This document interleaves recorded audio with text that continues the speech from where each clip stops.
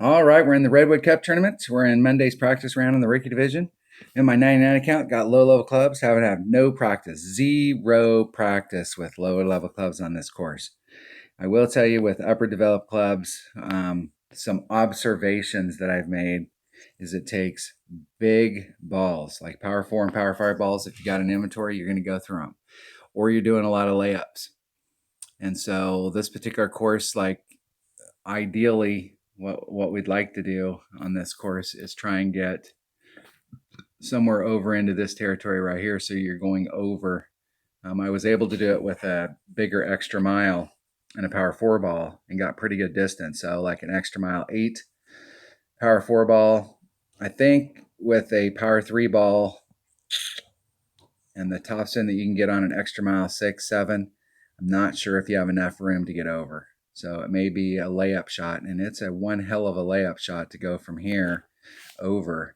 I think if I'm going to lay up, I'm going to lay up right here and bring a big dog in that bag because I've got several options. I could bounce off of this and try and get down. I could do a rough bump, or I could get over. Not really going to be able to get over with a big dog. I don't think that's a possibility. But I do have a couple options here, and I think it'll probably end up being the bounce over would be the deal.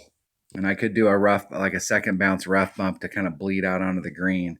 I don't think with these lower developed clubs and power 3 balls that I'm going to have what it takes to get over here, but we'll see. We'll see what the wind's looking like. So I'm going to take 2 bags. I'm going to take 1 bag set up to do a layup, 1 bag set up to try and get overs. I'm going to go out with the intention of trying to get over, which it's not going to be possible. It's not going to happen. So I want to take this bag right here.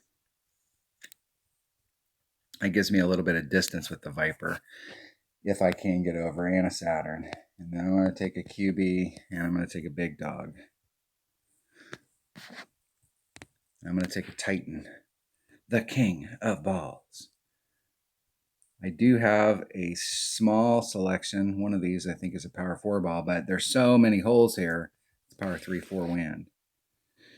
And I'll tell you, this changing around where they changed where it was wind at the top and power at the bottom, and they've changed it around. I've already talked to several people today and had several people comment to me today that it has screwed them up because we're so used to looking at it and going, okay, hey, that's power 4, that's wind 4, and power 2. But no, they've moved it around. So the ball manufacturer has tried to jack us up. There was no reason why they couldn't have kept it in the same order that they did other than to try and confuse you just a bit. So it's really important to keep track of where the power is. So I do have 12 of these that I can pop out possibly in the weekend round to change my shot selection. But until then, it's going to be Titan, the king of balls. That's it. And if I do the layup shot down there, I have no idea how much topspin or what my options are, and I may have to use the. It's too late now. I should have took a 3rd bag with an extra mile and a big dog, just in case the layup down there I couldn't get far enough with a QB. That's why this is a practice round. I haven't done anything at all with this account. I got very few of these holes during what we would call our practice session.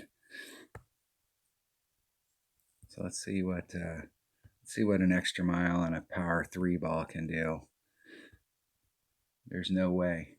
Not a chance. Not a chance. Not a chance. So let's just lay up out here towards the tip.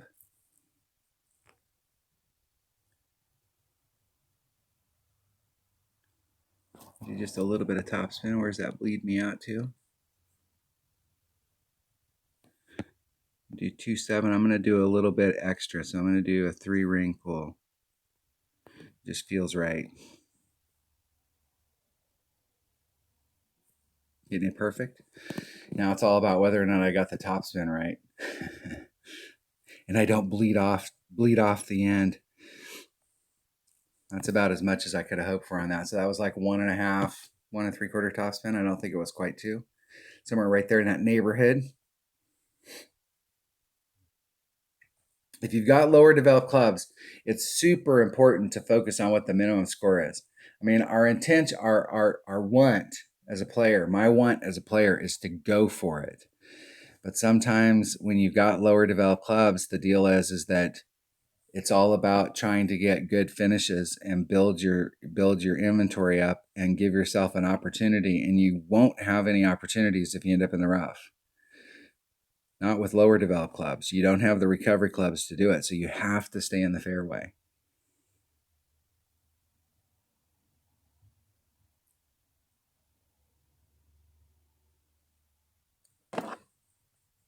My opponent will have a shot from there. Ours should be a little bit better. Let's see what kind of distances we got here. So we got enough distance to get up there. I want to be just a little bit, I want to be right there. So if I leave that in, there's two. If I leave the wind in, it's going to push me down into that area and I'll end up doing a rough bump. So let's see if I can get a little lined up to the hole.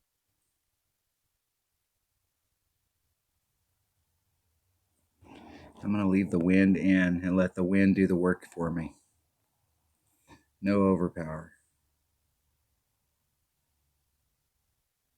Hit it 2 rings great to the left. Maybe 2 rings. I can't tell anymore because the rings aren't symmetrical. That's a bad rollout right there. That's a bad rollout, and I barely clipped that rough. That's bad rollout.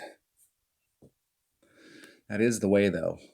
Now, I could have put a little bit more topspin on it so that I was out in the rough and not let the wind do the work for me. I'll have to go back and watch that video, but it looked like I barely caught the rough down on the, really need to hit the rough kind of about midway with all the topspin that we're putting on that big dog.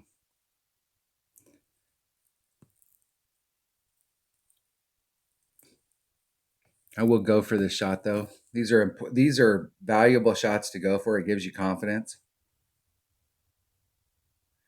It picks up speed because it drops down that hill right there. My opponent got a little lucky with that that transition.